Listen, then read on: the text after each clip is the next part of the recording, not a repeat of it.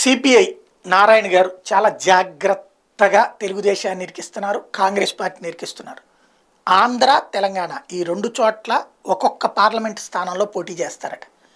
సిపిఐకి parliament స్థానంలో పోటీ చేసి గెలిచే సీన్ ఉందా అంటే ప్రస్తుతానికైతే లేవు. ఇవ్వడం అంటే అది వదులుకోవడమే అన్నటువంటి ఫీలింగ్ ఉంది. బట్ మొన్న అసెంబ్లీ ఇస్తే గెలిచారు కదా కాంగ్రెస్ పేరుతో, అట్లాగే ఇక్కడ కూడా గెలవగలం అన్నటువంటి నమ్మకం ఉంది.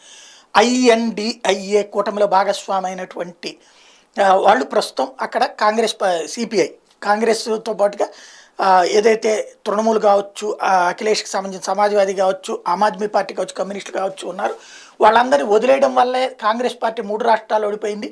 దగ్గర ఉన్నందుకు గాను తెలంగాణలో గెలిచిందన్న లెక్క చెప్తూ ఇప్పుడు అక్కడ ఒక పార్లమెంట్ స్థానంతో పాటుగా ఆంధ్రప్రదేశ్లో ఒక పార్లమెంట్ స్థానం అంటారు. ఆంధ్రప్రదేశ్లో చంద్రబాబుకి పరీక్ష ఎందుకంటే సిపిఐ ప్రస్తుతం తెలుగుదేశంతోనే కలిసి సాగుతుంది. 2 అసెంబ్లీ సీట్లు, ఒక పార్లమెంట్ సీట్ అడుగుతుంది. అది ఇప్పుడు తాజాగా కనబడుతుంది. ఓవరాల్గా చూస్తే కేరళలో 4, తమిళనాడులో 2, బెంగాల్లో 3 పోటీ చేస్తాం, అట్లాగే తెలంగాణలో 1, ఆంధ్రప్రదేశ్లో 1, బస్తర్లో 1 పోటీ చేస్తాం, అంటే ఛత్తీస్గఢ్లో పోటీ చేస్తామని చెప్తున్నది సిపిఐ.